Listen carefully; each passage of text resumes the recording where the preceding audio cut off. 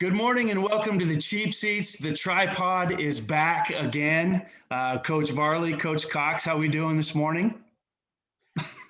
Alan, you can take that one. Hey, we're finally on. We're on. We're ready to roll this morning. So there it is. If anything describes the day, it's coffee and a slogan, if you will. Hey, we've talked a little bit we talked junior college baseball. We talked kind of the state of the game a little bit. Today, I want to talk a lot about the transition from high school baseball to college, what players need, what their expectations are, and some of the things that, being at the college ranks that we're seeing that maybe players don't have that they really need moving into the next level. So, guys can have a little bit to focus on and kind of know where coaches were coming from and the things that, maybe we see commonly that just aren't there when guys get into college, and that transition of becoming a high school to a college athlete and what that means, and some of the things that they can do to prepare to move forward. And I think that's a really important thing and something that often gets overlooked. And as we go from, as we discussed in one of our previous podcasts, from the high school, the Legion ball type atmosphere to more the showcase travel ball stuff, they don't get as much time to practice at times, at least some of the organizations, and where fundamentals are at moving forward, heading into the college level. So Trev, why don't you go first this morning and, kind of give us your thoughts on the transition and some of the things that are important.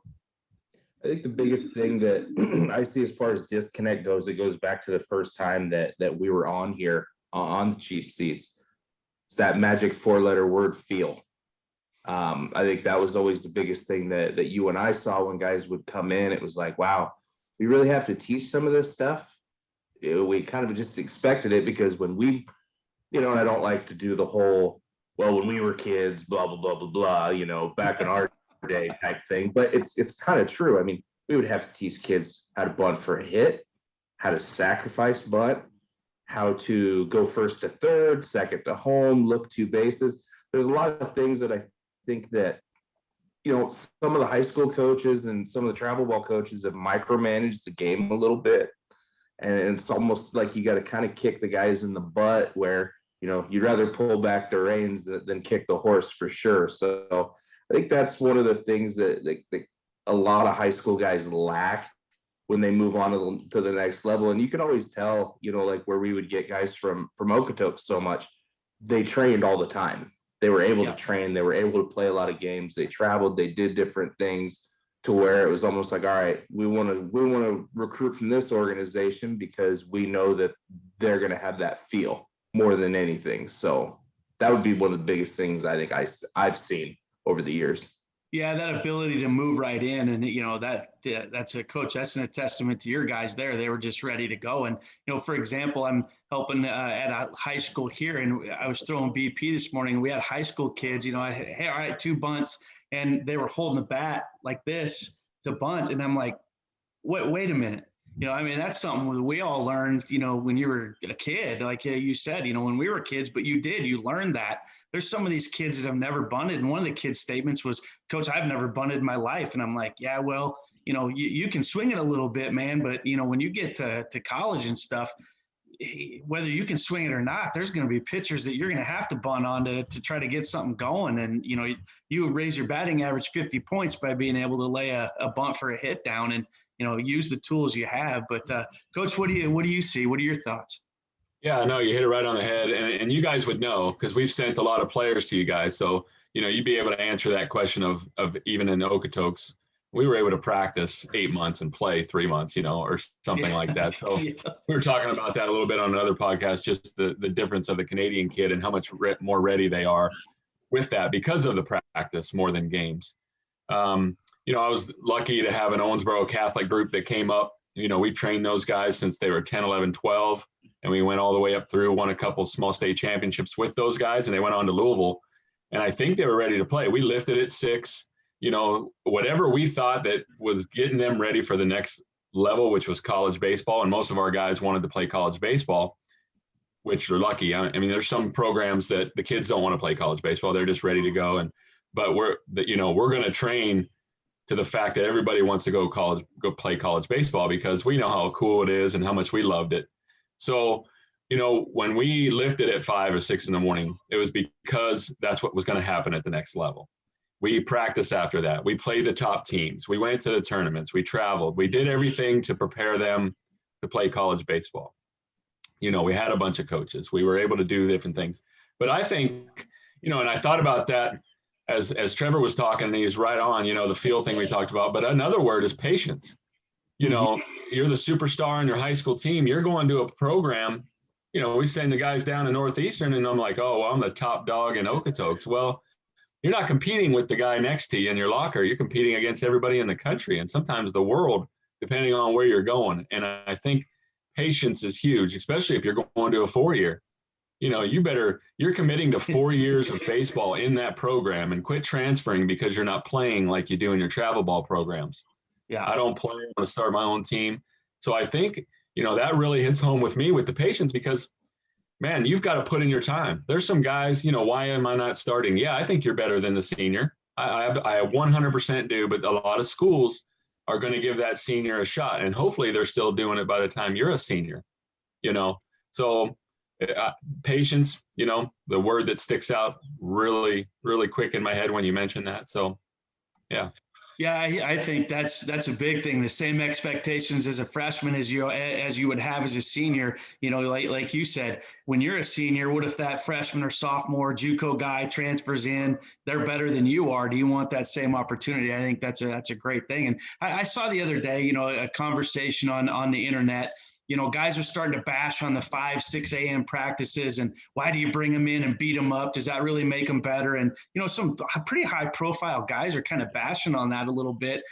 We used to have 6 a.m.s all the time and we'd bring them in and we'd push them and we'd help them find a new level. And they hated it. And I hated getting up in the morning, Trev. I know we hated we would get in there and it was, we were tired and they were tired, but we'd push them. And I can't tell you how many guys have come back over my career there and just said, Coach, I hated 6 a.m.s, but thank you. That has made me a better person for who I am today. I understand exactly why you're doing it. And now with the different generation, a different type of player we have coming up, we're starting to see, even high profile coaches and things like that come around and say, well, we need to get away from that. What good are you doing? Don't beat yourself on the chest. It's not about beating yourself on the chest and how many guys you can make puke or whatever. Yeah, we counted and we laughed. But at the same time, we saw guys find a different level that they didn't even know that they were capable of by doing some of the things that we did in the morning. And, it did help breed that culture and more of a championship type atmosphere. And that's just my opinion and how we did things. But I kind of worry a little bit about getting away from that because it takes a little bit of that edge away from when you go from high school to college, the things that you have to do to perform at the next level. I feel like those things you do in the morning, like our sophomores always set the tone for the freshmen. I feel like it did give us a little bit more of a mental edge, and it gave the sophomores an opportunity to be leaders. Make sure you touch the line or we're going to have to do it again. You can push through this. You can do it. We were in your shoes last year. It sucks, but you can battle through it. And then when you get to the end, you see your team come together if things are done the right way. Not saying that guys don't just beat their chest and do it to be, clowns, but, that's not the intent of it. I think if done the right way, pushing guys to the next limit is a key to kind of breeding them into what college baseball is all about. Yeah, no, and you're right. We had to do it. Denny Potts had us up at 6 a.m. for no reason. I thought as a player, just dumb, and as a coach, I don't like it. I don't. They would do it. I would try not to show up, but I'll tell you what it does. And those guys are wrong. It gets you up and you get ready to work. I asked Denny about 20 years later after, like, why would we do that crap? Like, what was that? What was the good of that? He said, well, Cox, because you had to get up and you had to get a shower and you had to go to work, just like in real life. And you guys are college coaches. Your next level, with me sending the high school guys to college, most of them are going, well, your guys, they're about done in 2 years. So you're training them for life. And you got to get up in the morning at 6 when you don't want to, and you got to go to work to support your family. And it becomes more than just baseball. And those guys are totally wrong. You do what you need to do, and everybody else's opinion of you is none of your business. Yeah, and they were talking about how, well, the class attendance and the class performance after that was poor and blah, blah, blah, blah, blah. Well, we still got up at 6 a.m. and we went through those workouts, and then we still had to do our job during the day. We still had to do those things. And some of us have kids, and when those kids were getting up in the middle of the night and you still had to get up at 6 a.m., you still had to do, that's exactly right. You're preparing them for life. I mean, that, when you get older and you get a job and your kid's up all night long, that doesn't mean you get to call in and take the day off of work. You got to get after it. And those are the exact things that the players would come back and thank you for. That's exactly it. Cause it's like your kid up in the middle of the night's nothing compared to what we did at 6 a.m. Yeah, and Varley will touch on it here in a minute, but you know what? And you know what they're not doing at midnight till 3 a.m.? That's right. When you got to get up at 6 in the morning and run. So I see a lot of benefits. Yeah, I see a lot of benefits from it, and I am not a fan of it because I just hated it as a player, and but I still did it. Yeah. And we won. And it is whatever. You just do what you need to do to make yourself better and your players to move on in regular baseball and in life. So. Go ahead, Bar. The reason we did it in the mornings, Trev, was because that's the only time we could get the gym to do that stuff. That's the other reason. Yeah. Well, and I think the biggest thing too is it creates a routine. More than anything for me, it creates a routine. They know what their schedule is. And, if you really think about it, fall ball, and then, for us being in the warm weather state of Colorado, we're going to be inside all winter long. It gets them a routine. It gets them on a schedule. So then once you get to spring ball and you're on the road and, you're in Arizona and you got 6 games in 3 days, you might play at 10 o'clock in the morning, and then you might play at 5 o'clock in the afternoon. Well, they're used to getting up, getting the body going, getting all those things going, because the nature of our game is outside. We never know. I mean, for crying out loud, we did back-to-back triple headers in Miles City because there was a snowstorm coming.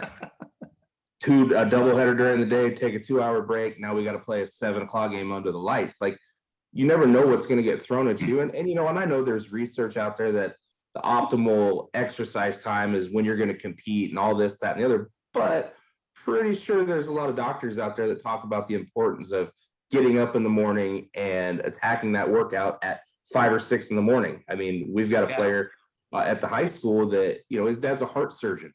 Him and his kid get up and lift at 5 in the morning because that's the optimal time. So I think some of these guys, and it's always the pro guys because they got paid millions of dollars and they don't compete till 7:05 every single night, maybe a 3:05 start or 2:05, whatever the heck it is on the weekend.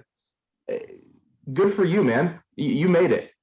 Whatever you did worked. But I guarantee 99.9% of those guys had a 6 a.m. workout when they were in high school or JUCO or at the 4-year level. So just leave it alone, guys. And it's typically the coaches that have the best routine, like you guys were both saying, they're teaching life. They're teaching life. I got to sit with, Coach Raridan at Iowa Western for 3 hours in his new shiny office, and it was awesome. And him talking about culture and him talking about how he coaches players for life, and then baseball takes care of itself. Well, guess what they're doing? They're lifting in the morning. Some of them are lifting at night. They create a culture.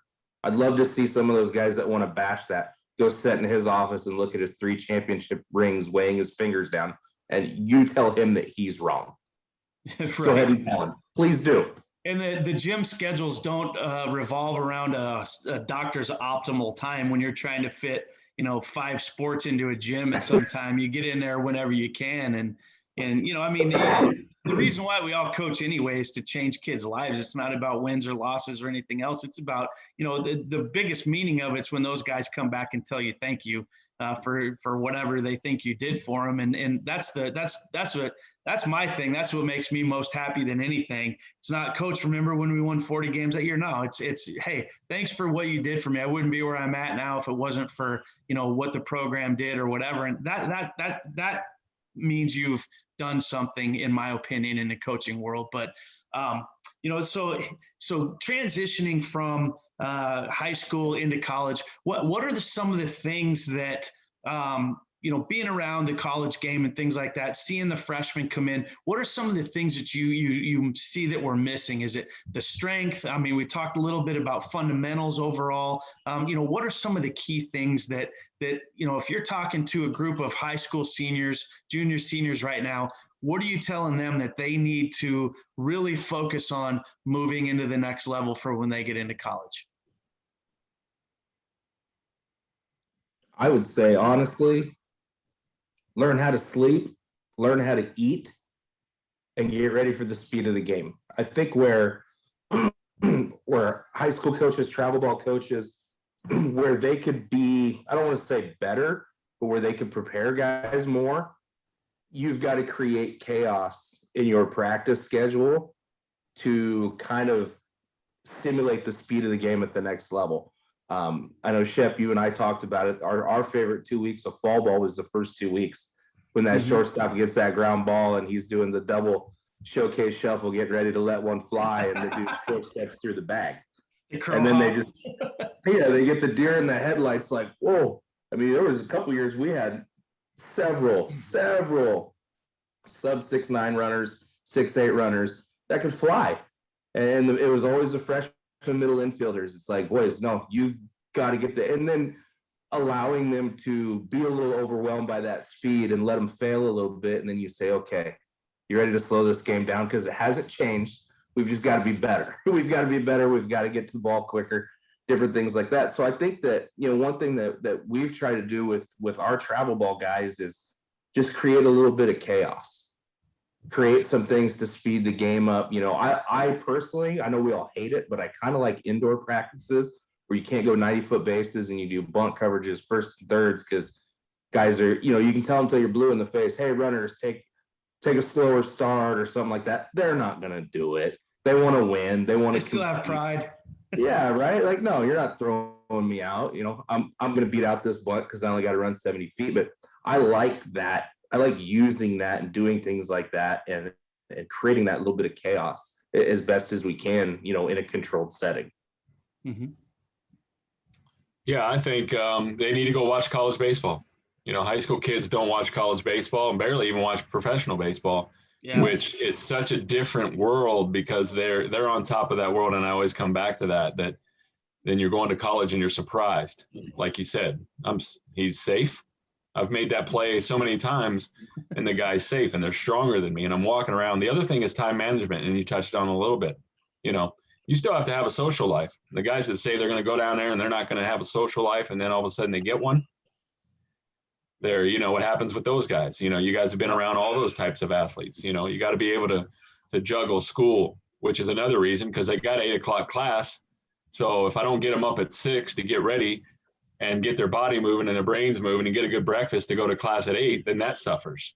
So there's another advantage of getting up and getting that done. But those two things, and you better learn the short game. And I know the games they're playing, they're traveling, they're not bunting. Like you said, guys don't know how to bunt, they don't know how to do it, but they better go learn it because even the bigger programs are bunting with their 3-hole guy in the first inning. So if you can't get that done, the game is played differently at that level. So I think watching those games, and you guys can talk on that a lot more, how different it is than the high school travel baseball game. We swung the wood bats, and I mean, bunting and hit and run and laying down a bunt for a hit was detrimental to what we did. And, for guys to have to take a step back and all start reteaching that, I would say it really started, you really started to notice it like 2010, 11. It was like, wait a minute, guys can't bunt anymore. What's going on here? We started seeing the bats a little more loaded. I mean, the Rockies ran a safety squeeze yesterday in like the 4th inning. I was like, wait, whoa! I rewound it like 5 times. I was so excited. My son's like, what? And I'm like, they just ran a safety squeeze in the big leagues. There's no way that just happened.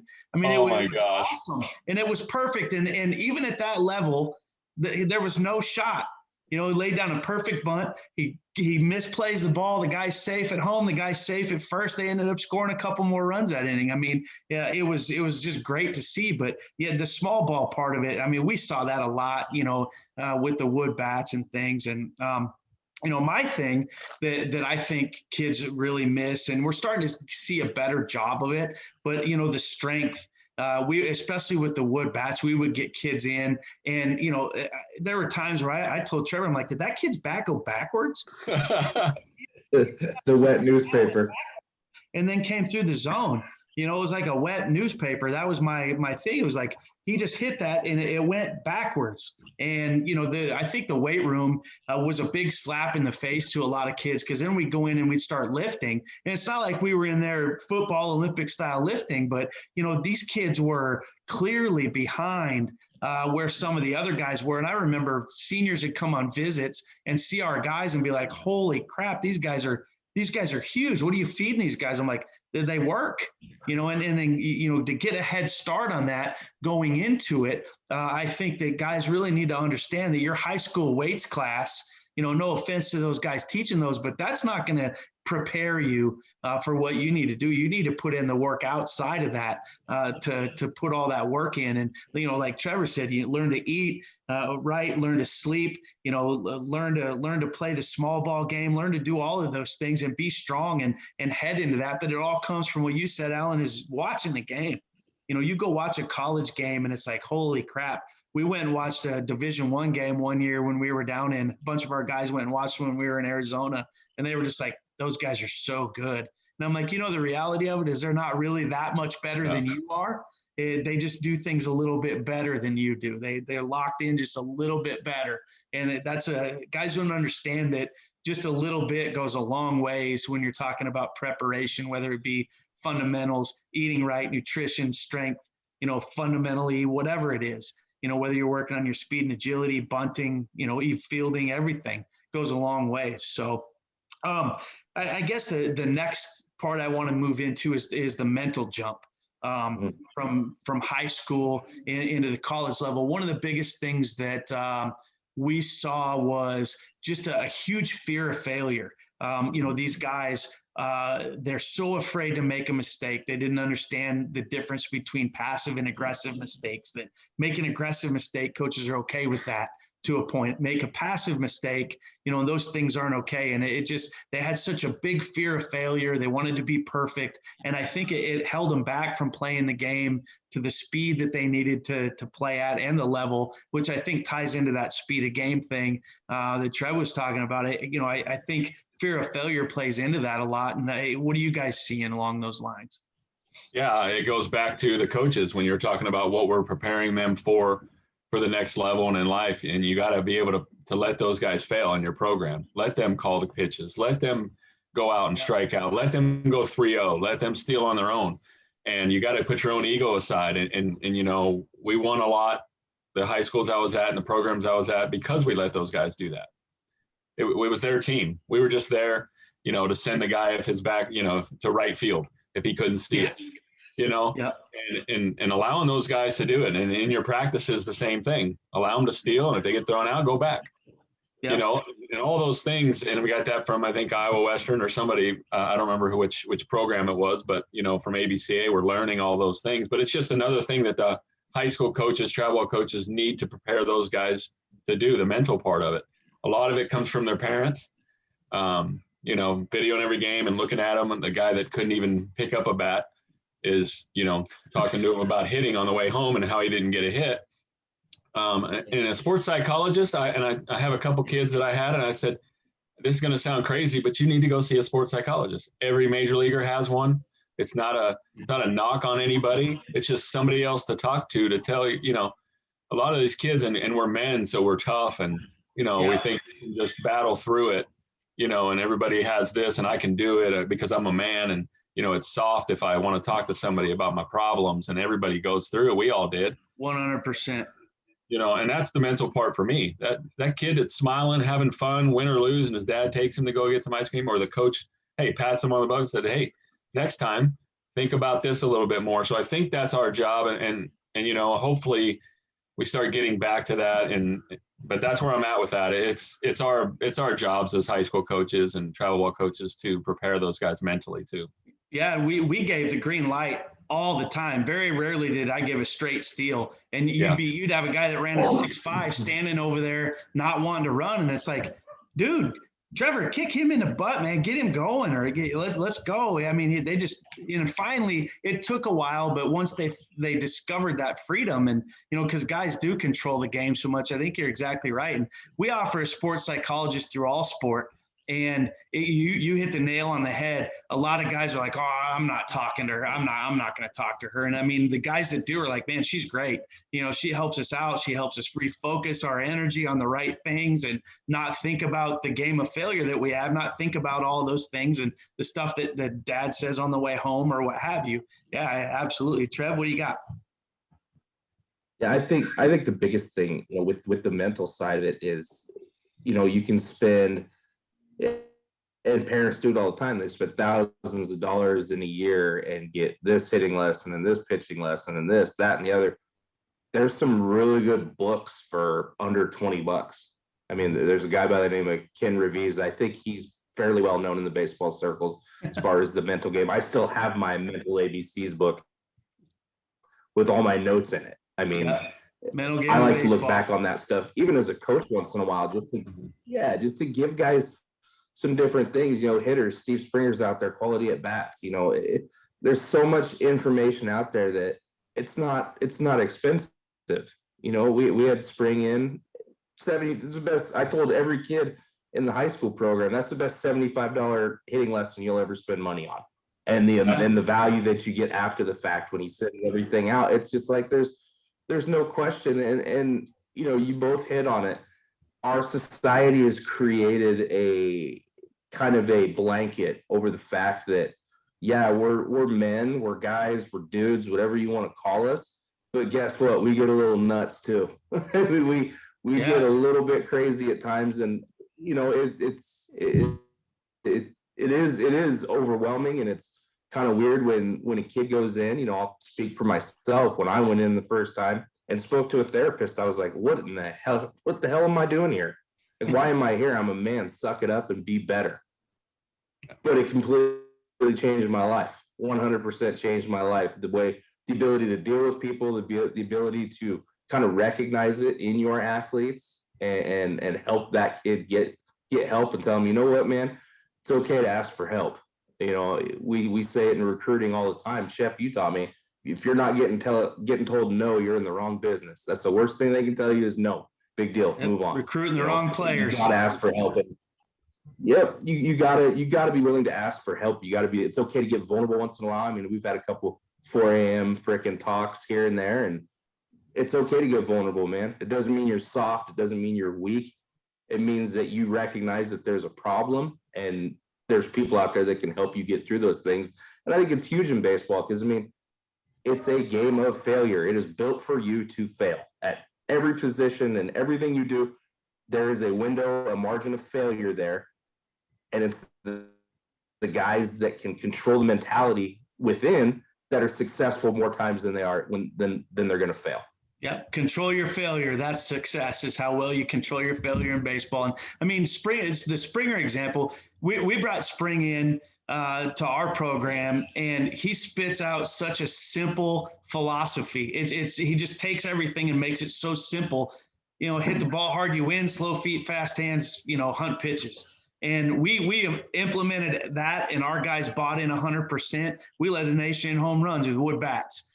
Pro was a big guy that just bought into all that, even through pro ball. He would call and we'd start talking about that, and those were the things that he talked about, and going back to being simple, and it's such a good thing at keeping it simple. And I think being able to ask for that help is huge, and definitely when you make that jump from high school to college, there's a level of failure there, and being able to talk to somebody that give you some good food for thought mentality wise is huge for that. We're running out of time, guys. Let's go through some final thoughts. High school, moving into college. What do you got for final thought? Yeah, man, just get out there and take as many ground balls as you can. That's not happening as well. Just go out and do the best you can, and really work hard and try to perfect your craft. Outwork the guy not only beside you, your locker, the guy in the country, and the guy in the world. Just outwork everybody, and then you can say, hey, I did everything I could, and now I'm ready to go do whatever it is that's ready next for me. that's about it. That's all I have. Awesome. Yeah, Trev. JUCO teammate of mine always used to say when he'd go in for his third lift of the day, there's a kid in Alaska doing 1,000 push-ups on ice. That was what motivated him. I never thought I'd coach a kid from Alaska. I get the opportunity to do that now. So I always tell him 1,000 push-ups. And he just kind of looks at me like, what are you talking about, man? You're crazy. But yeah, I'm with Alan. You know, I love when you take it. Obviously, we've got a lot of small town teams around here. I love taking our guys in the fall and showing them who they're competing against for that scholarship. And it's extremely eye-opening. And I'm like, yeah, you're competing against him for a scholarship, but he's still in high school too. There's already those dudes at the next level that are on those scholarships. Now you got to go compete against them. You know, there's always someone outworking you. Don't ever forget that. Yeah, 100%. That whole thing. Are you outworking the guy next to you? You know, you go from high school to college. I think Alan, you said this earlier. You got to outwork everybody else in the nation and in the world. You know, colleges are recruiting from everywhere, and I think that's something high school kids don't understand is, you know, that we're not Colorado. We're not just looking at Colorado and the surrounding areas. We're getting kids from all over the place. Open up you have the internet in front of you. Open up a roster. Take a look. You know, see what's going on there, see where they're getting guys from. And, you know, even up here in Wisconsin, there's a lot of these Division III schools up here. And, you know, you would think they recruit a lot locally. All these rosters, they've got kids from all over the place, you know, foreign countries and things like that. And, you know, so I think that, you know, it is big for them to, you know, realize that and, you know, take a lot of things. And one of the big things I think too is keep it simple. We've got about 5 minutes left here, but, you know, keeping it simple, you know, just work on the things you know you need to work on. Most of the coaches lay that stuff out for you right in front of you. And don't be afraid after a workout to ask those college coaches. You know, a lot of guys would ask us, Coach, what do you see? What do I need to improve on? Well, you need to get quicker. You know, you need to have better footwork. You know, your back can't go backwards in BP, you know, those kind of things. You know, I got to get stronger and don't be afraid to ask questions. And, you know, I think our kids are in a different society today where they're scared to death to ask the wrong question. But, you know, before we finish up here, let's touch on that a little bit about, you know, the kids being vocal and you know, not letting you know what's going on and opening up. How much of that do you think falls on, you know, the high school coaches being approachable, which are in a little different situation? Them being approachable is a tough thing sometimes because coaches get fired these days for no reason. But, you know, being approachable and then translating that into the college level, you know, players, you know, we've got two ends. Players that won't talk, and then players that you can't get them to be quiet with a bag of periods. So, you know, we're trying to get them to open up a little bit. How do we do that? How do you guys, how do you think we get those kids to communicate with us on what, you know, they feel? We were talking about feel at the beginning, you know, when they don't have something they feel right about, how do we get them to open up about it? I think for me personally, and I think Alan does it too a little bit. You got to keep up with the times. You got to know what they're into. I hate the music that they listen to, but gosh dang it, I listen to it. So that way when they're talking about something, you can just that little, I mean, we all know I'm pretty sarcastic. And, you know, just flipping a little bit of crap or something and them knowing that, you know, yes, I'm your coach, but I'm just another guy. Like, I'd rather you feel comfortable coming to me with something, you know, just like you used to tell guys all the time, Shep.